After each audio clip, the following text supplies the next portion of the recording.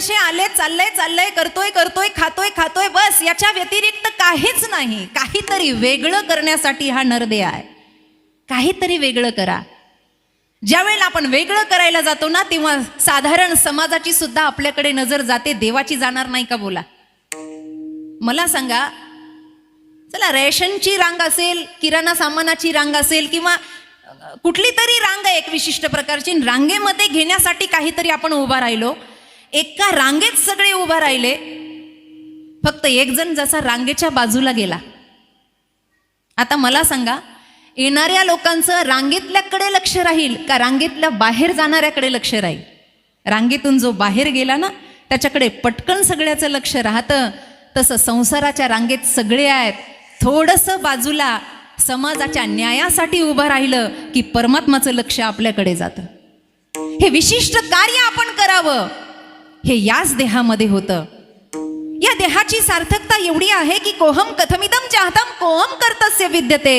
इथे याला जर ज्ञान झालं तर देवत्व याच्यापासून वेगळं नाही आहे. देवत्व जागेवर आहे. तिथे पुन्हा त्याला शोधायची काही गरज नाही. तुझं आहे, तुझं पाशी परी तू जागा चुकलाय, असं अस्तित्व आहे. रामकृष्ण परमहंसाकडे एक व्यक्ती गेला. मोठा सेठ होता आणि त्यांनी असं ऐकलं होतं की रामकृष्ण परमहंस जेव्हा समाज झोपल्यावर रात्रीचं भजन करतात, त्यावेळेला महाकाली त्यांना दर्शन देण्यासाठी येते. आणि अशी बातमी सगळीकडे पोहोचल्यानंतर त्यानं काय केलं, घरामध्ये जे सोन्याची नाणी होती, मोठा सेठ होता. बऱ्याच लोकांचा गैरसमज असा आहे की पैशानं साधू विकत घेता येतो. बऱ्याच लोकांचा गैरसमज असा आहे, पैशानं साधू विकत घेता येतो, आणि जे विकल्या जातात ते साधू नसतातच. त्यांना एक धन घरी पांडुरंग अभंग हे सरीना पायो जी मैंने राम रतन धन पायो. रामकृष्ण परमहंसाला त्यांच्या सेवकानं सांगितलं, बोले सेठ जी आए हैं. बोले आए तो क्या करूं? बोले नगर के बहुत बड़े सेठ है, आपके दर्शन के लिए आए. बोले चलो अंदर बुलाओ. सेठ जी आले, समोर बसले, हाथ जोड़ायला लागले, रडायला लागले. बोले बाबा जी सब देखा लेकिन परमात्मा को देखा नहीं. हमने सुना है आपको महाकाली दर्शन के लिए आती है और आप वार्तालाप करते हो, वाद सुवाद सुसंवाद आप में होता है, ज्ञान प्राप्ति होती है, आप कुछ भी करो, लेकिन अब इस बार पूनम की रात, पौर्णिमेच्या रात्री महाकाली जर तुम्हाला दर्शन द्यायला आली तर तुम्ही काय करा, तिला माझ्या घरी घेऊन या, आणि त्याच्यासाठी काय लागेल ते द्रव्य मी तुम्हाला द्यायला तयार आहे. साधू असे असतात की समोर बसलेल्या माणसाला क्षणात ओळखतात. ते म्हणले लातो की भूत बातो से नाही मानते. ते म्हणले गड्या, तुझ्या घरी घेऊन येतो, तुझ्याकडे घेऊन येतो, पण मला तुझा पत्ता तर सांग. ते म्हणले अमुक अमुक गल्लीमध्ये माझा बंगला आहे. ते म्हणले नाही, हे तुझ्या घराचा पत्ता आहे, मला तुझा पत्ता पाहिजे. तर म्हणलं अहो, बस स्टॉपवर कुणालाही माझं नाव विचारलं ना तर सांगतील अमुक अमुक सेठचं घर इकडे. ते म्हणले नाही, ते तुझ्या उपाधीचं उत्तर आहे, मला तुझा पत्ता सांग. त्यांनी एवढी कारणं सांगितली. त्यांना म्हटलं महाराजांच्या लक्षातच येत नाही. ते म्हणले असं करा, अशा अशा कोपऱ्यामध्ये माझं ऑफिस आहे, तुम्हाला नाही घर सापडलं तर तुम्ही त्या ऑफिसला. ते म्हणले अरे ऑफिसचा पत्ता आहे, मला तुझा पत्ता सांग. मग त्याच्या डोक्यात आलं, तो डोकं खाजवू लागला. म्हणला महाराज, मला अजून माझा पत्ता माहीत नाही. रामकृष्ण परमहंस म्हणले, ज्या दिवशी तुला तुझा पत्ता माहीत होईल त्या दिवशी तुला अंबाबाईला शोधत जाण्याची गरज नाही, अंबाबाई आपोआप तुझ्या घरी येईल.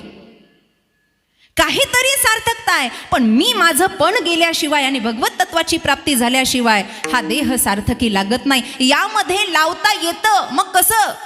श्रोत्रिय ब्रह्मनिष्ठ साधू संतांच्या आश्रित झालं. अहम ब्रह्मास्मी, अयम आत्मा ब्रह्म, प्रज्ञानाम ब्रह्म, या महाकेवल वाक्याचा बोध जर आश्रित होऊन झाला आणि तत्वज्ञानाची प्राप्ती झाली तर मी ब्रह्म आहे हे जागृत करायला फार वेळ लागत नाही. आणि ते जागृत झालं तर भगवत तत्व लांब नाही, हे देवादिकांना माहिती आहे, म्हणून ते आसक्ती ठेवतात. अभंगाचं प्रथम रामायणाचा प्रारंभ वर्णनामार्थ संगाणाम रसानाम छंद सामपी मंगलानाम च कर्तारो वंदे वाणी विनायको. रामायण हे वर्ण शब्दापासून प्रारंभ झालं आणि संसार घोर किरणो दह्यंतीनो मानवा, मानव या शब्दावर शेवटचं अक्षर आहे उत्तरकांडातलं, शेवटचा श्लोक.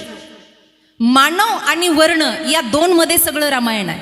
काही लोकांना असं वाटलं रामायणाचा प्रारंभ राम शब्दापासून व्हावा, पण नाही, तो माणसाच्या वर्णापासून प्रारंभ झाला, माणसाचा वर्ण. म्हणून रावणाने सुद्धा वरदान मागत असताना रावण मरण मनुज कर ज्याचा, मला माणसाच्या हातून मरण हवं, तेवढं साधं नव्हतं, पण साध्याचं परिपक्व करता येतं हे सांगण्यासाठी देव मनुष्य अवतारामध्ये आले. सगळं काही इथे करता येतं. हा देह वाया घालता येत नाही, वाया तर आपण घालवतो बाबा. जीवन जगताना संगत चांगली नसेल, माझ्याकडे लक्ष द्या, बुद्धी मन चित्त हे जर व्यागळी लागलं असेल, आपल्यालाच आपलं काही सुचत नाही. सगळं इथे nothing is impossible but everything is possible in the world. इथं अशक्य असं काय आहे, सगळं तर होत आहे. आतापर्यंत प्रत्येक क्षेत्रामध्ये मोठी मोठी माणसं झाली, काहीतरी कर्तव्य करून गेली. जरी हा पाचा तत्वाचा असेल, मेल्यावर याची मुठभर माती, पण जोपर्यंत जिवंत आहे तोपर्यंत ज्ञानोबा तुकोबांचं जसं आचरण होतं तसं आचरण आपल्याला करता येत नाही का बोला. पण आता आपण वर्तमान संपूर्ण बिघडून गेलाय. शांतीब्रह्म एकनाथ महाराज पंढरपुराच्या दर्शनाला निघाले. देवघरी नांदतच होता, पण रावळामध्ये जायचं. आणि दर्शनाला चालल्यानंतर जुनं मंदिर पांडुरंगाचं, पायऱ्या चढायला सुरुवात केली. आणि पायऱ्या चढता चढता चढता चढता पहिल्या पायरीवर एक जण बसलेला होता. आता पायऱ्यावर बहुतेक मागणारे बसलेले असतात, ज्यांच्या मनाच्या अवस्था पूर्ण होत नाही बसलेले असतात. भिकाऱ्या वृत्तीचा व्यक्ती, त्याला काही नाहीये, 18-20 बसला तो. नाथ जाऊन जात असताना त्यांनी हात पसरवला, देवाच्या नावानं काहीतरी देऊन जा. संत हृदय नवनीत समाना, हृदय व्याकुळ होतं, थांबले. आणि त्यांनी त्याला विचारलं, का रे बाबा काय झालं, का बसलायस, नीट ऐका लक्षपूर्वक. बाबा धन नाही, आणि धन नाही तर मन कशातच नाही. कारण काही काही लोक हनुमान चालिसाचाही उलटा अर्थ घेतात. होतं ना आज्ञा बिनो पैसा रे, म्हणजे आमच्यासारख्याच पैशाशिवाय काय होतं म्हणले, पैशाशिवाय काही होत नाही अरुण दादा, पण पैसाच सर्वस्व आहे असंही नाही. ते म्हणले काय करू, अहो देवाला सांगा.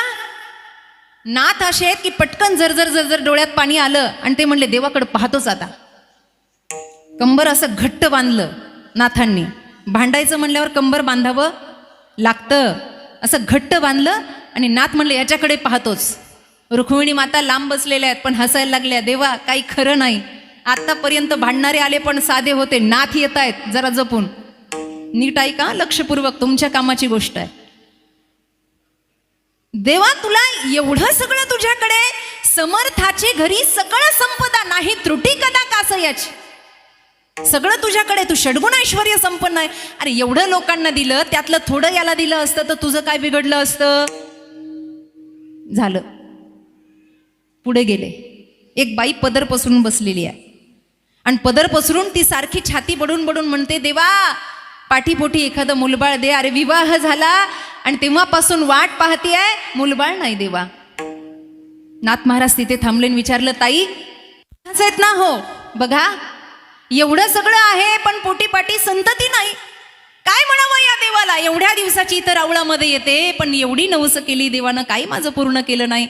नाथांच्या डोळ्याला पुन्हा पाणी आलं आणि नाथांनी जे कंबर बांधलं होतं पुन्हा कसाटा आवळला. याच्याकडे पाहतोच म्हणे, नाही त्याच्या घरी एवढी खिचडी केली. मी वेगळा एक समाज असा पाहिलाय आबा की त्याच्या घरामध्ये मोजून पोरं घ्यावे लागतात. कळालं असलं तर बरं, नाही तर जेवल्यावर कळलं. वेगळा समाज म्हणले मी. विठ्ठल विठ्ठल विठ्ठल, पहिल्या नंबरचा कोण, दुसऱ्या नंबरचा कोण, बापाला कळे नाही, इतकी पोरं आहेत घरात. देवा नाही त्याला एवढी लेकरं दिली, माझ्या पाठीपोटी नाही. नाथांनी ती शिदोरी घेतली, कसाटा आवळला, घट्ट केला, बघतो म्हणे तुझ्याकडे. आता भगवंताला सुद्धा घाम फुटावा अशी वृत्ती नाथ महाराजांची झाली. पुढे गेले. पुढे गेल्यावर वरच्या पायरीवर एक सूरदास बसलेला होता, अंध व्यक्ती, काही दिसत नाही त्याला. जवळून गेल्याबरोबर नाथ म्हणले, हा एकटा राहिला, दीन दिसतोय, कपडे विदीर्ण आहेत, काय कोण आहे बाबा तू, कुठल्या गावचा. म्हटलं बाबा दिसत नाही, बसलोय. हजारो सूर्य एका वेळेला उदयाला आल्यावर याच्या श्रीमुखलाचं दर्शन होतं, एवढं तेज याच्याकडे आहे. याने एखादी ज्योती जर माझ्या डोळ्यात दिली असती, 2 डोळे घालवायची काय गरज होती, एखादा डोळा चांगला ठेवायचा होता. आता मात्र नाथ चिडलेले आहेत. लक्षपूर्वक ऐका. काय देवाची किंमत, बघतोच म्हणे, दर्शन बाजूला राहिलं, आज याच्याकडे बघणार. जसे जसे नाथ मंदिराकडे चालले तसं भगवंताला घाम फुटला आणि भगवंत थरथर थरथर करायला लागले. रावळामध्ये गेल्यानंतर नाथ महाराजांनी कमरेवर हात ठेवले. एखाद्याची गंमत पाहायची असल्यावर कमरेवर हात ठेवायच लागत. पाहू का तुझ्याकडं? देव म्हणले काय झालं नाथा, शांत व्हा. तुम्ही शांती ब्रह्म आहात, विसरलात का? तुम्ही शांती ब्रह्म आहात. ते म्हणले जाऊ दे शांती ब्रह्म, तुझं चाललंय काय? अरे देव आहे ना, द्विज धातूपासून देव हा शब्द तयार होतो. देव म्हणजे देणारा आहे ना, मग तुला द्यायला जमत नसेल तर कशाला विटेवर उभा राहिला रे देवा? उतर खाली. देवाला खाली उतर म्हणण्याची टाप फक्त संतांमध्ये आहे. देवा उतर खाली, खाली उतर. मग तुम्ही काय करणार? काही नाही, मी तुझ्या जागी उभा राहतो, मला जेवढं जमल तेवढं करतो. काय करणार आहेस? सगळं करतो. देव म्हटला मी जाणलंय तुझं काय काय अनुभवलंय म्हणून. त्या तिघांची फाईल तू पाहिली आहे का? एखादं काम करायचं असल्यावर फाईल बघावी लागते ना. मग ते महाराज वकील आधी फाईल पाहतो, कशी आहे, बरी आहे का, सोडण्यासारखी आहे का, अरुण दादा म्हणजे किती पैसे घ्यायचे, वकील नाही ना बसलेले इथं. ऐका, फाईल पाहिली पाहिजे. ते म्हणले ठीक आहे, काही हरकत नाही, तुम्ही बघा, सगळं अनुभवलं. नाथा तरी तुमचा राग जात नाही का? नाही नाही म्हणे देवा, तुला जमत नसेल तर तू खाली उतर, मी उभा. विठ्ठल विठ्ठल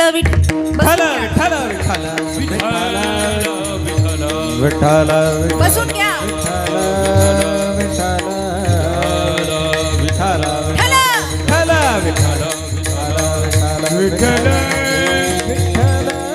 ऐका, देवाला खाली उतरवलं, पण उतरवता उतरवता देवाकडून काही तास मागून घेतले. म्हणे किती? 2 तास. देव सांगितलं घड्याळ पक्क आहे ना तुमचं? पक्क. नाथा तुम्ही 2 तास याच्यावर उभं राहायचं. कशावर? विटेवर. माझ्याकडे लक्ष द्या. नाथांनी सांगितलं देवा 2 तासामध्ये. काही काही लोक म्हणतात ना 1 तासापुरतं आम्हाला पंतप्रधान करावं. ते ज्याचं त्याला जावे त्याच्या वंशतेवर असं वाटतं की नाही? पूर्वीच्या शाळेमध्ये निबंध यायचे, मी पंतप्रधान झालो तर. किती पानं भरायची? लिहिणं सोपं आहे, बोल बोलता वाटे सोपे. उभं राहायचंय. ते म्हणले उभा राहा, पण 2 तासाचा वेळ आहे. यांच्या फायली सोडून घ्या, मला सांगा. ते म्हणले 2 तास भरपूर झाले. देव खाली कोपऱ्यामध्ये उभा राहिला. आलेल्या लोकांना नाथ दिसत नव्हते, देवच दिसत होता. पण विटेवर नाथ उभा राहिलेले आहे. कारण विटेवर उभा राहिल्यापेक्षा शिवाय जगाचं गणित सोडता येत नाही. पहिली फाईल हातामध्ये घेतली भिकाऱ्याची आणि भिकाऱ्याचं चरित्र पाहिलं. 18 विश्व दारिद्र्य. नाथ फाईल बघता बघता, चरित्र बघता बघता रडायला लागले आणि ते म्हणले ए देवा, अरे थोडं तरी याला द्यायचं ना बाबा, एवढं आहे तुझ्याकडे. देव म्हणलं पुढचं पान पलट, पुढचं. पुढे महत्वाचं लिहिलेलं आहे. आणि बघता बघता बघता एक एक पान चाळत गेले तर पाहिलं तर काय, पूर्व अवतारामध्ये हा नगराचा सेठ आहे. व्यर्थ व्याभिचारामध्ये याच्या संपत्तीचा यानं व्यय केलाय, पण 1 रुपया सुद्धा सत्कर्माला यानं कधी लावला नाही.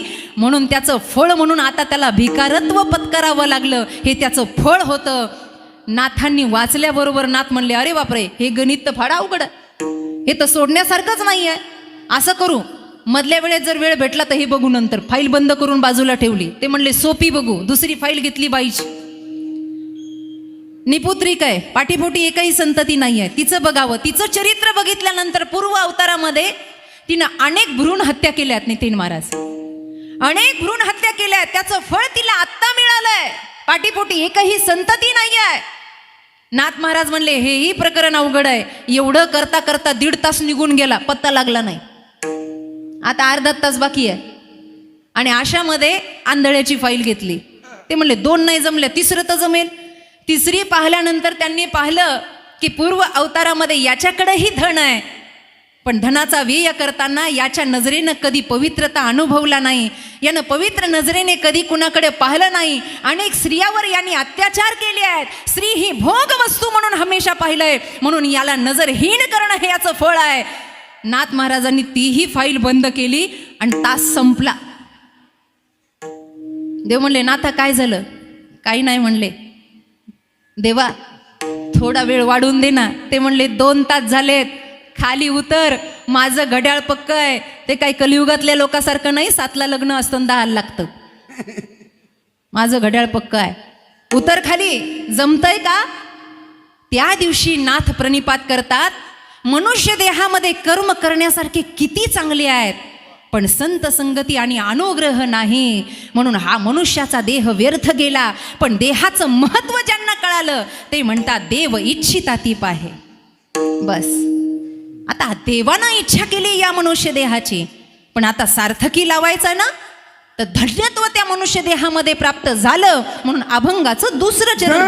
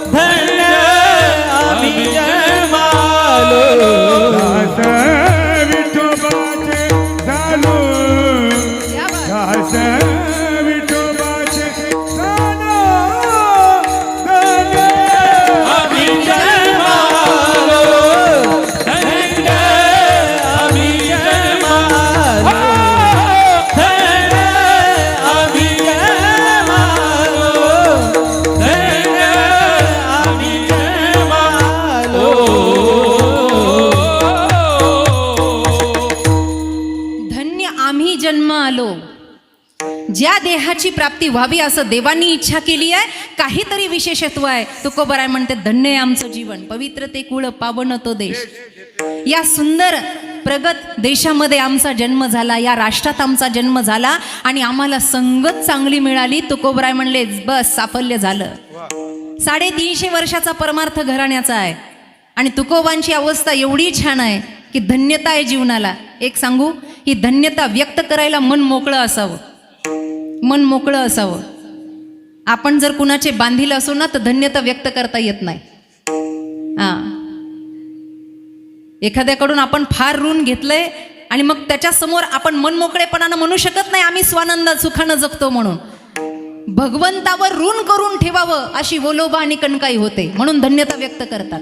तुकोबरायांचं जीवन बघा, कैक मागणी पर तुकोबरायांचे अभंग आहे. मागणी पर अभंग म्हणत असताना आम्हाला म्हणावं लागतं तुकाराम महाराजांनी हे मागितलं, तुकाराम महाराजांनी ते मागितलं. तुम्हाला तुकाराम महाराजांचं अस्तित्व सांगते. तुम्ही महाभारत भागवत वाचून असाल. तुकोबरायांचे आधीचे अवतार आहेत. तुकोबरायांचा हा अवतार झाला म्हणजे एवढेच तुकोबराय मर्यादित नाही आहेत. जे जे धरिले अवतार तुका त्यांचे, अंबरीशापासून जर तुकोबरायांचा अवतार सुरू झाला असेल तर तुकाराम तुपासम, तूप हा दुधाचा शेवटचा अवतार आहे. महिला मंडळ, तूप बनवायचं असेल तर कोणत्या झाडाजवळ जावं लागेल? अगं तूप कशापासून बनतं? अशा मुग गिळून बसल्यात, काही बोलायला तयार नाही. दुधापासून तूप बनतं की नाही? मग दूध हातामध्ये घेतलं की लगेच तूप दिसतं का? त्याच्या काही प्रक्रिया असतील ना. त्याला खळखळ उकळावं, मग त्याला थंड होऊ द्यावं नॉर्मल टेम्परेचरवर, मग मुरवण घालावं, मग मंथन करावं, मंथोनी नवनीता. मग तसा अंबरीशाचा झाला, प्रल्हादाचा झाला, अंगदाचा झाला, नामदेवरायांचा झाला, मग तुकोबरायांचा झाला. दुधापासून तुपापर्यंत येताना ही प्रक्रिया आहे की नाही बोला. आणि या प्रक्रियेमध्ये तुकोबरायांचं जीवन जेवढं धन्य होतं तेवढं अवतारांचं जीवन धन्य होतं. ते तुम्हाला सांगते. अंबरीशासाठी जन्म सोसियेले, दुष्ट निर्दाळीले किती एक. दुसरा अवतार प्रल्हादाचा. ज्या वेळेला प्रल्हादासाठी भगवान नरसिंह प्रगट झाले, ते धन्यता व्यक्त करतात ना, अस्तित्व साधं नाही. जांभळ्या देऊ नका, मला झोप येते, लक्ष द्या. मला माहिती जेवायची वेळ झाली आहे म्हणून. जेव्हा खांबातून प्रगट झाले, हिरण्यकश्यपूनं स्वतःच्या मुलाला मारायची एकही संधी सोडली नाही. 11 कारणं शोधलेत, 11 कारणं. आपल्याकडे त्याचे प्रमाण आहे, हिंदीतूनही मराठीतूनही. जाको राखे साईया मार सके न कोय, बाल न बाका कर सके चाहे सब जग वैरी होय. आणि महाराजांचं प्रमाण आहे, निर्वाणी गोविंदू काहीच साकडे, मागे पुढे उभा आलिया आगाध, साधा वया भक्ती काज. येतो ना बाबा तो, त्याला यावंच लागलेलं आहे. मग त्या हिरण्यकश्यपूनं 11 कारणं, मग उकडत्या कढईत टाक, दरीतून फेकून दे, पिसाळलेल्या हत्तीच्या खाली वगैरे वगैरे केलं. शेवटी हा नारायणाचं नाम घेणं काही सोडत नव्हता. हिरण्यकश्यपू स्वतःला देव म्हणायचा. मग त्याला राग आला आणि आपल्या सगळ्यांना भागवताची कथा माहिती, मला मूळ मुद्द्यावर जायचंय. त्याने सांगितलं, या खांबामध्ये तुझा नारायण आहे का? त्यावेळेला देव विशेष रूपानं नव्हता. पण ज्या वेळेला प्रल्हादाच्या मुखातून शब्द निघाले, हो माझा नारायण इथे आहे म्हणल्यावर जशी लाथ मारली तसं विदीर्ण झाला आणि भगवत तत्व प्रगट झालं. स्तंभी नारायण प्रगटले, स्तंभी नारायण प्रगटले, स्तंभी नारायण प्रगटले, प्रगटले स्तंभी नारायण. खांबावरी मात हरिली दुर्जन स्तंभी नारायण प्रगटले, स्तंभी नारायण प्रगटले, प्रगटले, प्रगटले. आता तिथे अवतार तो फार एवढा छान होता. स्तंभी नारायण प्रगटले एवढं सुंदर प्रमाण झालं, एवढा अवतार तो देखणा नव्हता. तो असा अवतार होता की नरसिंहाचा अवतार, आणि आगीचे गोळ बाहेर निघायचे तोंडातून, आगीचे गोळ नरसिंहाच्या. कारण हिरण्यकश्यपूची अट तशी होती, त्याला वाटायचं मी लय हुशार आहे. ब्रह्मदेव जेव्हा प्रसन्न झाले तेव्हा तो म्हणला मला मरायचं नाही. ब्रह्मदेव म्हणले, अरे मला जागा खाली करावी लागते, तुझं काय घेऊन बसलाय? मग तो म्हणला, एक काम करा, माझ्या अटीवर मला मरण द्या. कसं? भूत नाही, भविष्यमान नाही, वर्तमानात, आत नाही, बाहेर नाही, सकाळ नाही, संध्याकाळ नाही, 12 महिन्यातला एकही महिना नाही, असुरानं नाही, शस्त्रानं नाही, देवानं नाही, असुरानं नाही, असं मला मरण द्या. देवानंही असा अवतार निवडला महाराज. देव नरसिंहाच्या अवतार, अर्धा नर आणि अर्धा सिंह, नरसिंहाच्या अवतारामध्ये आले. हिरण्यकश्यपूला उचललं, ना आत ना बाहेर, दारातच बसले, मांडीवर घेतलं, ना अस्त्र ना शस्त्र, नखच पोटामध्ये टाकली आणि उदर असं फाडलं. फाडल्याबरोबर ते आतडे काढले, तो गतप्राण झाला. आतडे काढले आणि गळ्यामध्ये टाकले. प्रल्हादांच्या डोळ्यातून पाणी चाललं होतं. योगींद्र शुकाचार्य विचारतात, देवाने असं का केलं? म्हणे, या रक्तामासापासून माझा प्रल्हाद निर्माण झालाय ना, म्हणून ते आतडे गळ्यात टाकून त्या आतड्यांचा सन्मान केलाय. ठीक आहे म्हणे. भगवंत शांत व्हायला तयार नाही. आगीचे बोळ तोंडातून निघतायत. उठले आणि आसनावर जाऊन बसले. कुणाच्या? हिरण्यकश्यपूच्या. आता बाकीच्या देवतांनी विचार केला, हा बाबा जर अशीच आग ओकत राहिला तर शांत कधी व्हायचा? मग याला शांत करण्यासाठी काहीतरी पर्याय. मग वेद उपनिषद सगळी मंत्रतंत्र गायली, ते काही शांत होत नाही. मग त्यांच्या लक्षात आलं, अरुण दादा, मनुष्य किती चिडलेला असला आणि बायको समोर आली,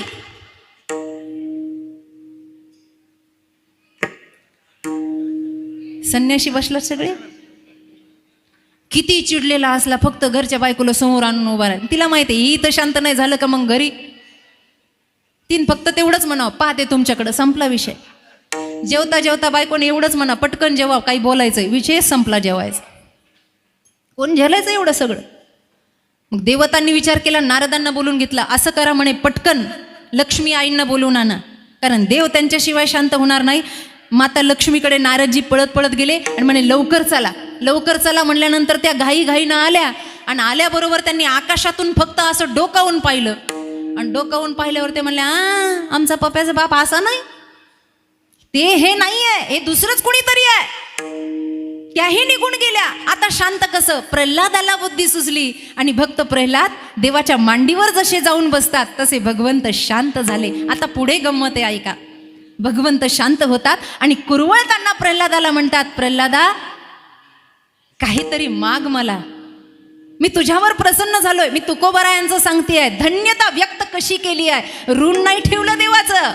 ए प्रल्हादा, जर प्रल्हाद हे तुकाराम महाराज आहेत तर तीच वृत्ती तुकोबांच्या अस्तित्व जीवनामध्ये आहे.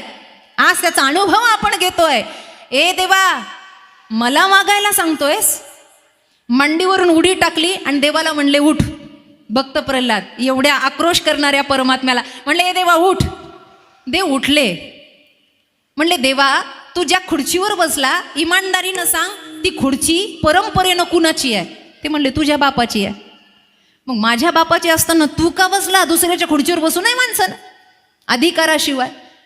स्वतः प्रल्हाद त्या आसनावर बसले आणि देवाला विचारलं, ए देवा, आता राजा कोण आहे? देव म्हणले, तुम्ही. मी राजा आहे ना, दरबार माझा आहे ना, आणि तुम्ही अतिथी आहात ना, आता तुम्ही मला मागा. काय सामर्थ्य आहे महाराज. देवाला कौतुक वाटलं आणि देव म्हणला की एवढूसं बालक आहे पण काय बोलताय, तुला मागायचंय प्रल्हादा? हो म्हणे, देवा आता मी बसलोय ना, आता तुम्ही मला काहीतरी मागा, मी नाही मागणार. देवही हुशार होते. देवानं सांगितलं, ऐक ना प्रल्हादा, मी मागू का? म्हणे, हो मागा. मग माझं मागणं असं आहे की तू मला काहीतरी मागावं, हे माझं मागणं आहे. प्रल्हाद देवापेक्षा 10 पटीनं पुढे आहेत. प्रल्हाद काय म्हणले माहितीये? देवा आता मी मागू का? म्हणे, काय? देवा तुला मागण्याची मला कधी वृत्तीच होऊ नये, हे माझं मागणं आहे. मला मागायचंच नाहीये देवा, कारण का आहे त्या स्थितीत तुझ्या भजनानंदामध्ये एवढा मी आनंदी आहे. बोलोबा आणि कणकाईचं असंच झालं, तुकोबाचं असंच झालं. अरे देवा, तुझ्या चरणाचं दास्यत्व आम्हाला घडतंय ना, हीच आमच्यासाठी सगळ्यात मोठी गोष्ट आहे. धन्य आम्ही जन्म आलो, दास विठोबाचे झालो. हा विठ्ठल नामाचा गुणानुवाद आमच्या जीवनाला लागला. हे पुण्यस्मरणाची विधी यासाठीच आहेत. आपण कीर्तन ठेवता, अन्नदान ठेवता, काहीतरी सत्कर्म घडावं ना बाबा या देहामध्ये. त्या संत महात्म्यांनी काहीतरी केलं म्हणून समाजाच्या समोर मांडता आलं. आपल्याकडं ठेवण्यासारखं काय आहे? आम्ही नेहमी सांगत असतो, आपण मेल्यावर माईक हातात घेऊन एखाद्यानं तासभर बोलावं असं काय आहे आपल्याकडे? आहे का? आहे? खुशाल नाही म्हणतात बसलेले. आपल्याबद्दल कुणीतरी 4 शब्द बोलावे अशी कोणतं कर्तृत्व आहे आपल्याकडे? त्यांनी केलं म्हणून आज त्यांच्या नावाचा गाजावाजा आहे. कुठे? इथे नाही, यमलोका. याई भूमंडळा कीर्ती माझी, ओ याई भूमंडळा माझी कीर्ती. याये भूमंडळावरती देवी, याही भूमंडळावरती तुका मैने गाजे वैकुंठी सोहळा.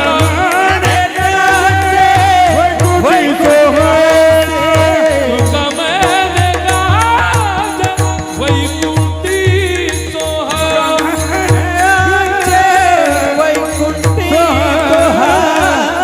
याई भूमंडळा माझी कीर्ती, ओ याई भूमंडळा माझी कीर्ती.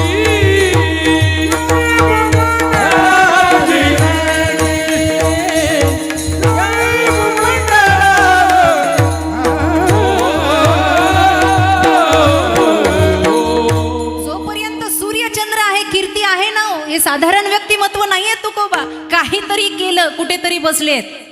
डॉक्टर साहेबांचं नाव मोठं आहे, सांगितलं आल्या आल्या, हा सगळे आहेत, पण इथे काहीतरी विशेषत्व, काहीतरी केल्याशिवाय पदरात काही पडत नाही.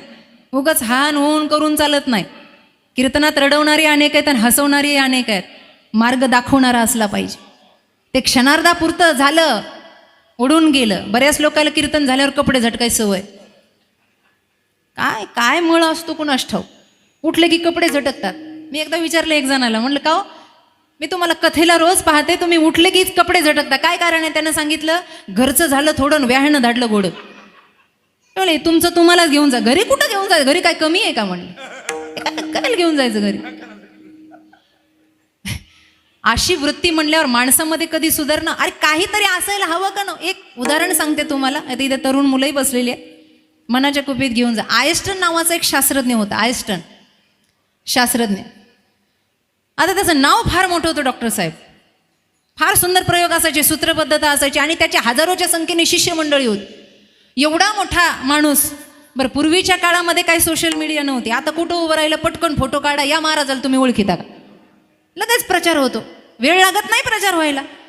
तेव्हा ते एवढे जबरदस्त व्याख्यान करायचे आणि विद्यार्थ्यांना त्यांचं व्याख्यान म्हणजे पर्वणी असायची. दिवाळ सणामध्ये आयस्टनचं व्याख्यान ऐकावं अशी एका ग्रामीण भागामध्ये उपयोजना झाली आणि तिथल्या लोकांनी सर एक पत्र व्यवहार केला आणि पत्र पाठवलं. ते पत्र त्यांच्या PA हातामध्ये पडलं. आता तो PA गाडीही चालवायचा आणि सगळं सांभाळायचं. त्याने ते पत्र वाचल्याबरोबर तो आयस्टनच्या जवळ गेला आणि त्यांनी सांगितलं, म्हणले, सर अशा अशा गावावरून बघा 200-250 किलोमीटर हे गाव आहे आणि तिथून हे पत्र आलंय दिवाळ सणाला तुमचं व्याख्यान. त्यावेळेला सरांनी एवढा आनंद व्यक्त केला. ते म्हणले चला याच्या निमित्तानं समाजकार्य होतं, विद्यार्थ्यांना काही शिकवायला मिळतं, संधी आहे. ते म्हणले पत्रव्यवहाराद्वारे होकार देऊन टाका. आता त्या गावातल्या कोणत्याच माणसानं आयष्टनला पाहिलेलं, त्या भागात आयष्टन गेलेलेच नव्हते कधी. हे सगळं झालं, पत्रव्यवहार झाला, दिवाळ सण 2-3 दिवसावर आला आणि यांना ताप भरला. कुणाला? आयष्टनला. ताप भरल्याबरोबर आता जायचं कसं? मग तो त्यांचा तो नोकर अर्थात तो गाडी चालवणारा, तो सोबत राहणारा तो आला आणि तो म्हटला सर तयारी केली पाहिजे बरं का, उद्या निघायचं आहे आपल्याला. ते म्हणले अरे उभा राहता येत नाही मला, अंगाला एवढा ताप आहे, 2 दिवस झाले पोटात अन्नाचा कण नाही, आणि कसं जायचंय, उद्याचं उद्या बघू. सकाळ जशी झाली तशी तयारी सुरू केली यानं, गाडी धू वगैरे, सामान घे, असं तसं. तर म्हणलं सर माझी तयारी झाली, तुम्ही? ते म्हणले आपली काही धाडच नाही म्हणले एवढ्या लांब येण्याचं, मी बोलूच शकत नाही. अरे 2 तास म्हणता म्हणता 3 तास होतात म्हणले, लोक जास्त वाढले की लोकांच्या अपेक्षा असतात. ते म्हणे सर तुम्ही नाही गेलात ना तर सगळं होईल पण लोक नाराज होतील म्हणे. मंदिर तोडो मस्जिद तोडो पर किसी का दिल मत तोडो. सात्विकतेमध्ये कधी कुणाचं मन आणि श्रद्धा तोडायची नाही. लोकांची श्रद्धा आहे तुमच्यावर, काही करा पण तुम्ही चला. अर्धा-पाऊण तास झाला सरांच्या जवळ, डोकं गुंतवलं पण सर काही हो म्हणायला तयार नाही. मग यानं ओव्हर कॉन्फिडन्समध्ये ताकद दाखवली आणि हे त्यांना म्हणलं सर उठा बरं उठा. म्हणे काय? गाडीत बसा फक्त. म्हणे का? म्हणे आजचं व्याख्यान मी करतो. म्हणे तू? तो म्हणला इतक्या दिवस सोबत राहिले ना, काय फक्त पंक्ती जेवलो का काय, काय घेतलं असेल ना चोरून मारून, एवढे कीर्तन ऐकले, काय येत असेल ना मला. म्हणले बाळा लोकात बोलणं एवढं साधं नसतंय, काही चुकलं तर म्हणले नाव खरं, काही नाही म्हणले, माझ्यावर विश्वास ठेवा, एवढे दिवस झाले तुमची सेवा, काही ना काही केलं असेल की नसेल. म्हणले चला या निमित्तातून याला पडताळून पाहता येईल, आपल्यानंतर कोणी गादी चालवणारा पाहिजे की नाही. त्यांनी पटपट चांगले कपडे घातले, गाडीत बसले. अर्ध्यात गेल्यावर यानं गाडी थांबवली आणि हा म्हणला सर फक्त स्टेजवर बसून राहा, इकडं तिकडं जाऊ नका, पण एक काम करा. काय? तुमचे कपडे मला द्या, माझे कपडे तुम्ही घाला. व्याख्यान मी करणार आहे. अशा साध्या कपड्यावर कसं व्याख्यान करू? मोठी माणसं अशी असतात त्यांना फार मान सन्मान लागत नाही, भोळी असतात बिचारी, विद्वत्तेनं मोठी झालेली असतात. त्यांनी कपडे काढले आणि याच्या अंगात त्याचे साधे कपडे घातले, शेजारी बसले. व आता लोकांनी गाडीचा प्रकाश बघितला, बघता बघता सई सांज व्हायची वेळ आली. बेंडबाजे वाजायला लागले, फटाके वाजायला लागले. एवढा मोठा थाट माट आणि इतका मोठा हार आणला गावकऱ्यांनी की याच्या बाप दाद्याच्या जन्मात सुद्धा असा हार कधी गळ्यात पडलेला नव्हता. इथं डसडस रडायला लागले. आयष्टन म्हणून याचं स्वागत केलं लोकांनी. काही काहींनी तर खांद्यावर घेतलं आणि स्टेजवर उचलून नेलं. हा मागून आवाज द्यायचा, सर आहे तर ते म्हणले आहे आहे काळजी करून. सर स्टेजवर आले, त्यांनी सराला असं खाली बसवलं आणि हा उभा राहिला.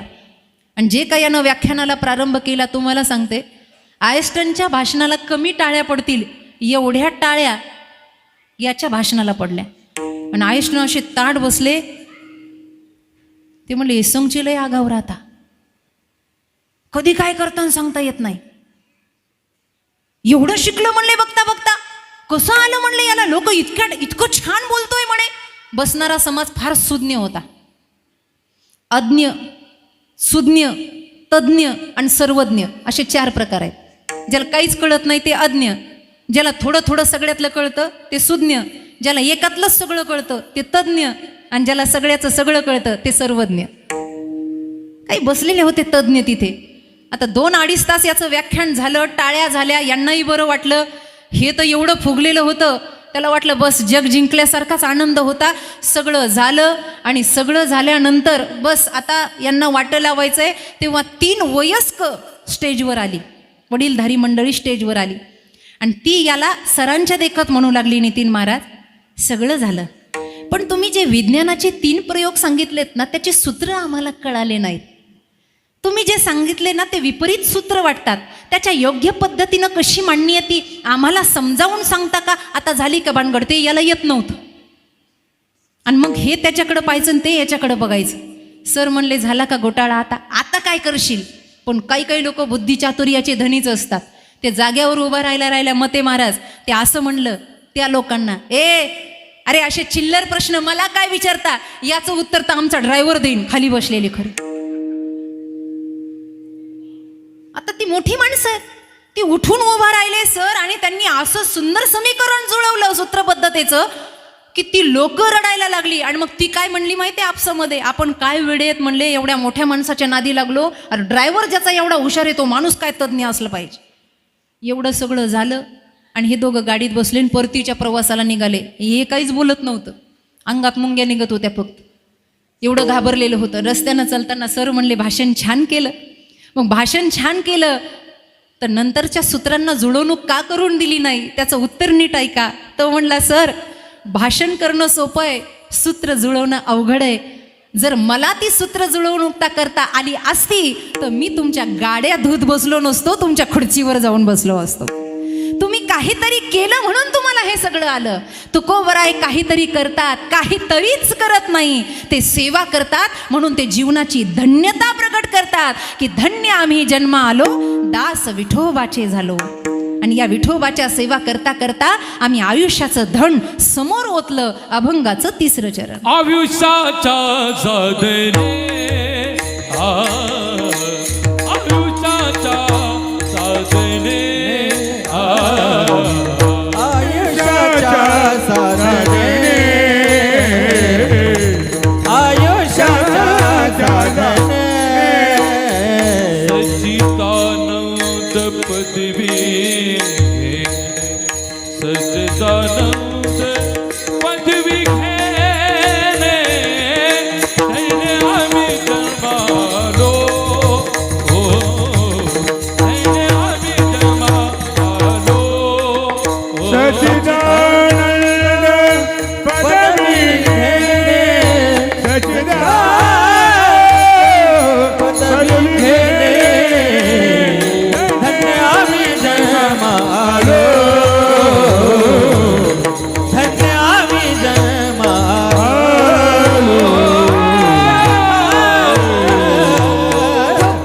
रखुमाई अरे विठोबा रखुमाई जय जय. विठोबा रखुमाई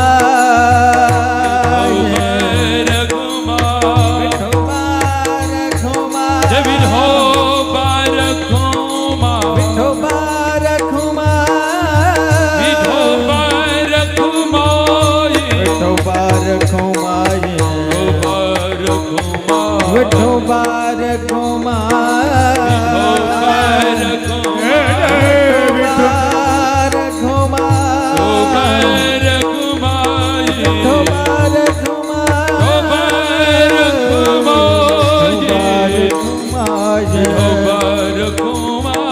विठोबा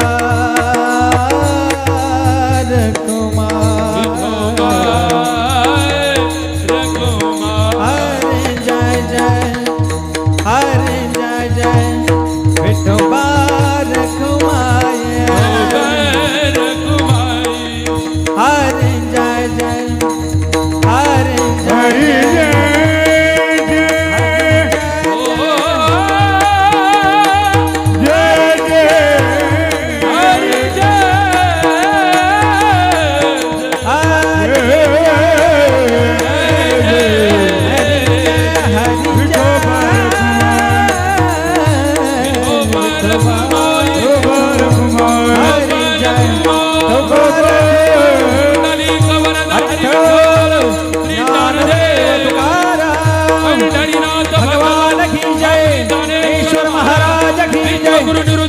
महाराज की जय भगवान की जय हनुमान की जय शिवाजी महाराज की जय महाराज की जय माता की जय मातरम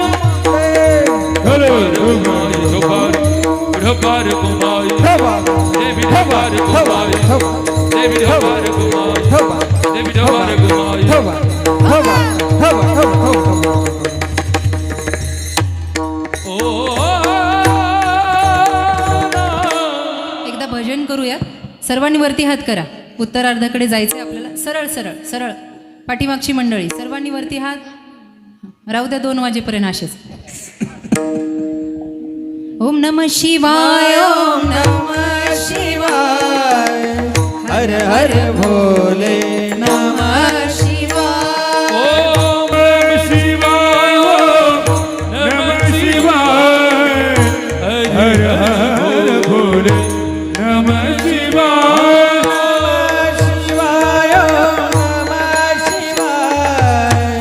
हर हर भोले नमः शिवाय ओम नमः शिवाय नमः शिवाय हरि हरि भोले नमः शिवाय गंगाधरा शिव गंगाधरा हर हर भोले नमः शिवाय सर्वांनी म्हणा गंगाधराय शिव गंगाधराय हर हर भोले सर्वांनी भजन करा. शिव गंगाधरा हर हर भोले नमः शिवाय गंगाधराय शिव गंगाधराय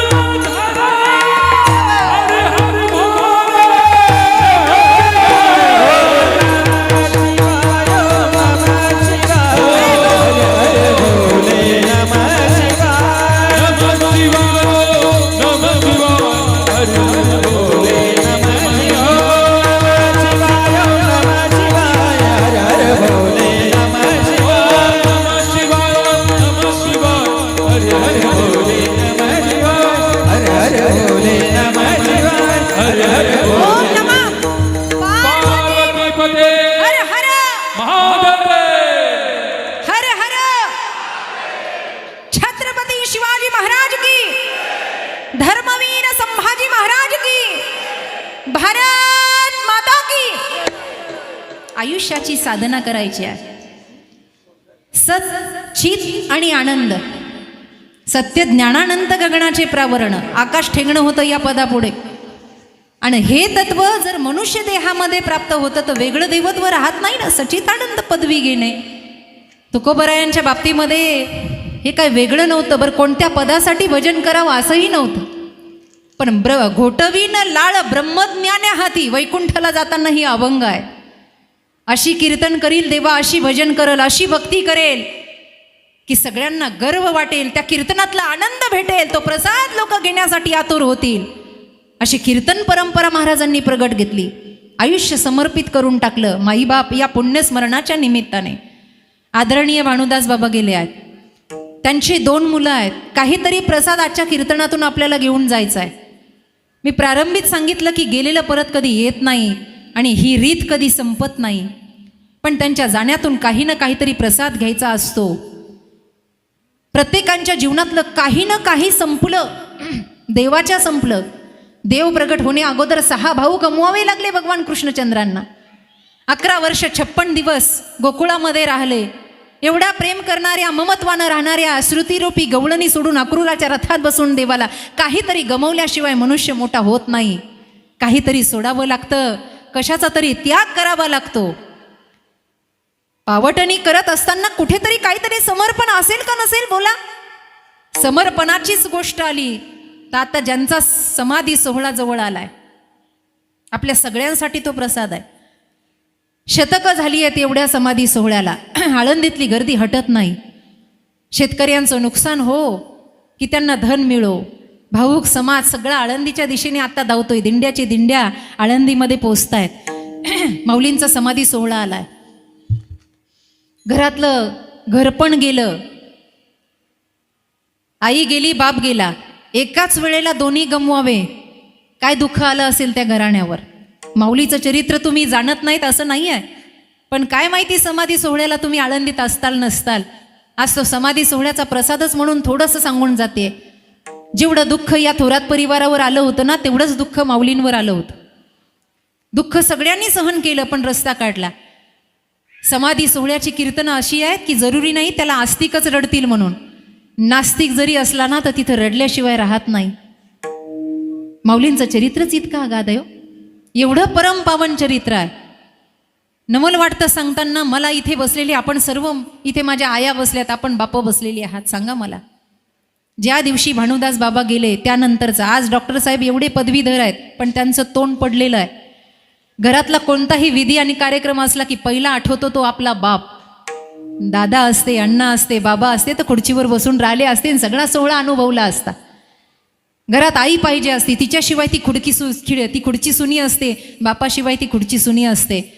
मला सांगा, तुम्ही ज्या वेळेला तुमच्या गृहस्थ जीवनामध्ये काही कामाला तालुक्याच्या गावाला गेलात, माझा साधा प्रश्न आहे, इथे ही संप्रदायातली मंडळी आहे ना, ही पण घरदार सोडून येतात. ज्या वेळेला आईबाप घर सोडून जातात ना, तेव्हा आपली लेकरं कुणाच्या तरी भरोशावर सोडतात. नितीन महाराज, लहान लहान लेकरं असतात ना, आपण शेजाऱ्या पाजाऱ्याला सांगून जातो, तुम्ही यांच्याकडे लक्ष द्या, आम्ही जरा काम करून येतो. आणि पती पत्नी जेव्हा बाजारपेठेमध्ये कोणत्या गावाला जातात, त्यावेळेला ती लेकरं कुणाच्या तरी भरोशावर असतात. बरं, मला इमानदारीनं सांगा, तुम्ही जेव्हा एखादं काम करायला जाता तेव्हा सगळं लक्ष तुमचं त्या कामात असतं का? काहीतरी मन तुमचं त्या पिलाजवळ असतं. तिचे चित्त घार ओढे आकाशी, तिचे चित्त पिलापाशी. जुना काळ तर मोबाईल वगैरे काही नव्हते, तेव्हा आया म्हणायच्या, अहो लवकर घरी चला, लेकरं काय करत असतील, का खाल्लं असेल नसेल. जगातले असे कोणते आईबाप आहेत की झोपेत लेकरांना सोडून जातात? कोणते आईबाप आहेत सांगा ना? हे सोडून जायला सुद्धा काळीज लागतं आणि धैर्य लागतं. तुम्ही कितीही असाल तरी कामासाठी जाताना लेकरांना सांगून जाल. बरं, गेले जरी ना तर झोप होण्या अगोदर परत याल.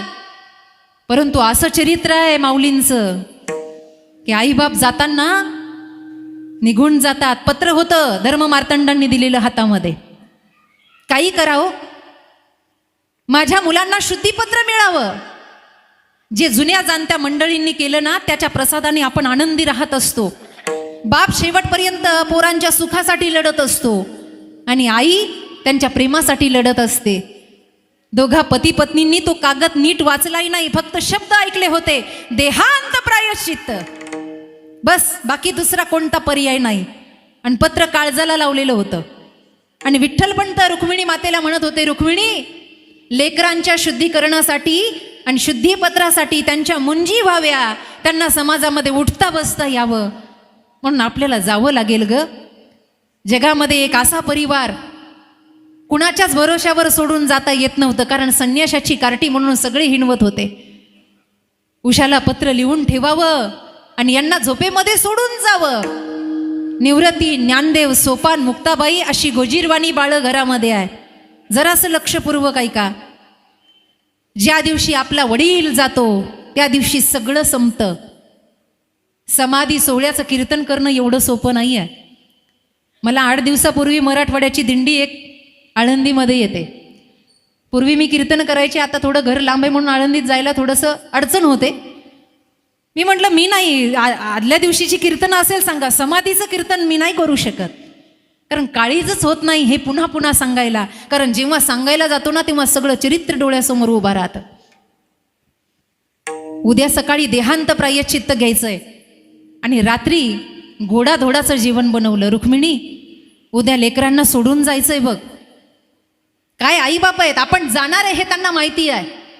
आपल्या घरातली माणसं मरतात, त्यांना माहीत नसतं आम्ही यांना सोडून जाणार आहे. जायचंय उद्या. घोडाधोडाचं जेवण तयार केलं, पुरणपोळीचं जेवण.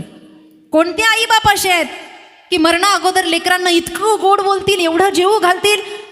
मांडीवर घेतलं मुक्ताबाईला, कारण हे 3 जरा शहाणी होती, जरा कळत होतं त्यांना. मुक्ताबाई लहान होत्या. ताटं वाटली, पानं घेतली. मुक्ताबाई कोपऱ्यामध्ये रुसून बसल्या होत्या. विठ्ठलपंतांचं लक्ष गेलं आणि विठ्ठलपंत म्हणले, मुक्ते, दादा घास घेतोय ना, मग तुला घास घ्यायला काय झाला? मला आईने खाऊ घातल्याशिवाय मी खाणार नाही बाबा. विठ्ठलपंतांना प्रश्न पडला, रुक्मिणी, आपली मुक्ती आज खात नाही, उद्या काय होईल ग लेकराचं? उद्या तिला खाऊन घालणारं कोण असेल ग? डोळ्यात झरझर झरझर झरझर पाणी आलं, पण लेकरांच्या समोर रडता येत नव्हतं. माई बाप अश्रू गिळले. मुक्ताबाईला उचललं, मांडीवर घेतलं. मुक्ताबाई फार हट्टी, आद्यत्रय जननी देवांची आहे. कारण लेक आहे ना बाबा, एवढूशी आहे ती. काय आत्ताच्या काळातलं मुलबाळ नव्हतं, खाताना लक्ष दुसरीकडे असेल. दिवसभर माझी आई राबली आहे गोडाचं जेवण तयार करायला, हे मुक्ताबाईला माहीत होतं.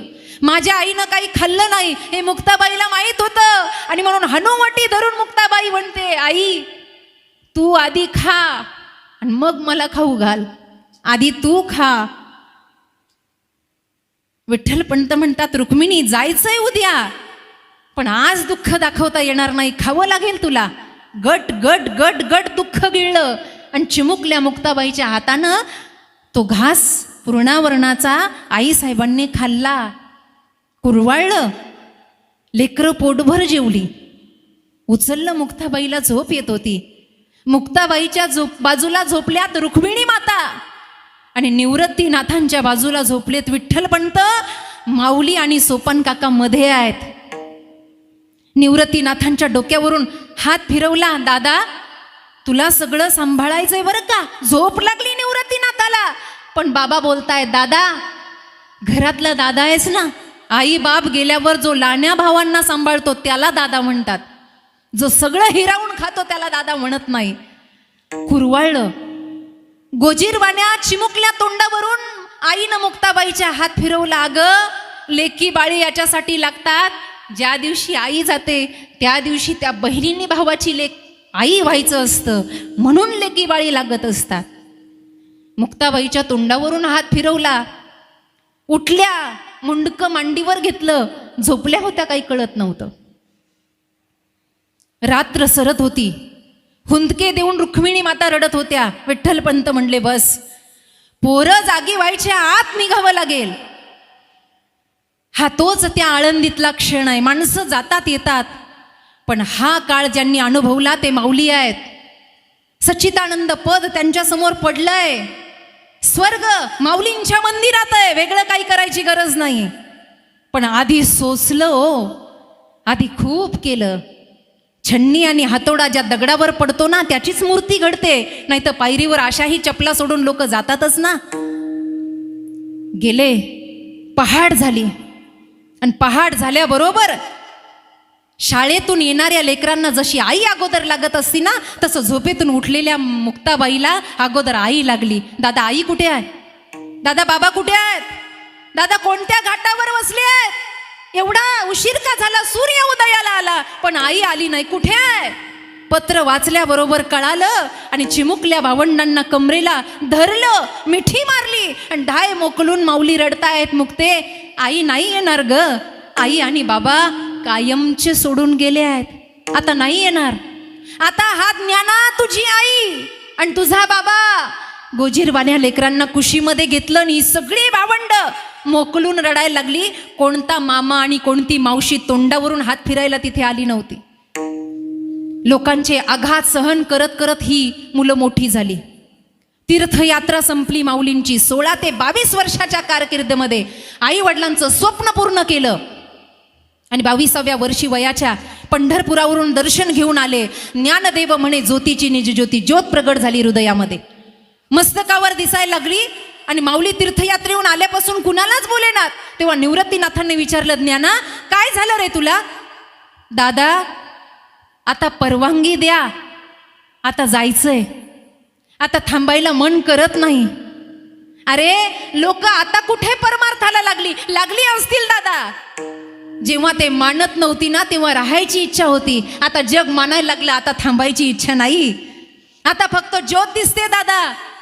पटकन निवृत्तीनाथ खाली बसले आणि ढाय मोकलून रडतायत. ज्ञाना, ज्येष्ठाच्या अगोदर कनिष्ठाचं जाणं योग्य नाही आहे, हे तू बरोबर करत नाही.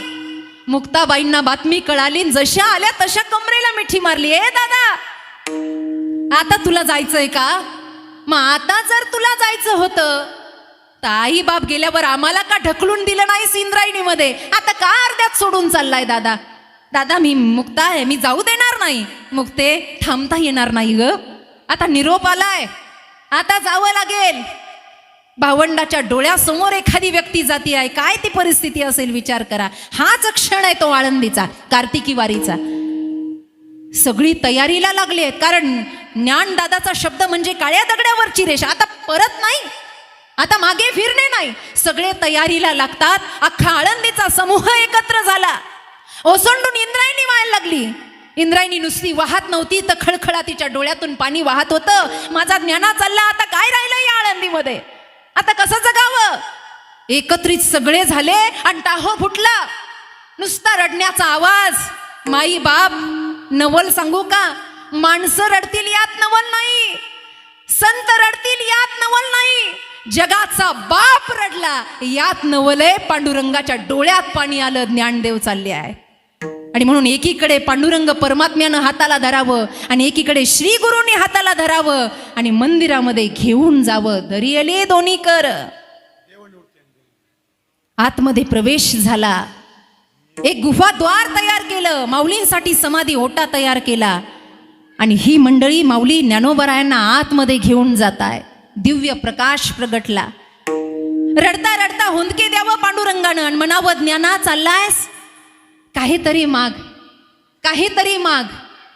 माऊलींनी शेवटच्या वेळेला जे मागितलं ते आपल्यासाठी होतं, आपल्यासाठी होतं. पांडुरंगा, तसं तर मला काही नको, पण द्यायचंच असेल तर आषाढी वारीला सगळा भक्त समूह तिकडे येतो. माझ्या भोळ्या बाबड्या काही लोकांना पंढरपुराला येता येत नाही, म्हणून एक मागणं द्या. काय? आषाढीला सगळी लोक तुमच्या दर्शनाला येतात, पण कार्तिकी वारीला तुम्ही पंढरपुराहून आळंदीला यायचं. आजही पांडुरंगाचं रथ आळंदीत येतोय. हे सामर्थ्य आहे संताचं. ओट्यावर बसवलं महाराज. बाहेर हुंदके देऊन सगळे रडतायत. सोपान काका धरणीला लोळतायत. मुक्ताबाई छाती बडून बडून रडायला लागल्या. आणि रडता रडता रडता रडता एक दंड उभा केला माऊलींची ओळख म्हणून. निवृत्तीनाथांनी पांडुरंगाच्या खांद्यावर डोकं ठेवलं आणि निवृत्तीनाथांना हुंदका आवरेना. ए देवा, माझ्यासारख्या पामरावर ही वेळ यावी की ज्ञानानं माझ्या अगोदर जावं? हे उचित नाही देवा. माऊलींना बसवलं. माऊलींनी डोळे बंद केले आणि जेव्हा दोघेही बाहेर येतात त्यावेळेला आता शिळा बंद करायची आहे. काय मोठं धाडस असेल बोला, सांगा मला. बाप गेला, त्याच्या फोटोला हार घालताना पोरांच्या डोळ्यात पाणी येतं. बाबा, ही वेळ यायला नव्हती पाहिजे की तुम्हाला हार आम्ही घालावा. माऊलींच्या शिळेचं दार ते बंद करताना, शिळा बंद करताना छातीचं धैर्य वाढलं. निवृत्तीनाथ म्हणतात, आता काय? देव म्हणले, पर्याय नाही, लोटून द्या शिळा. शिळा बंद केली. दिनकर लोपून गेला.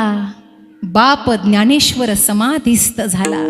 समाधी घेतली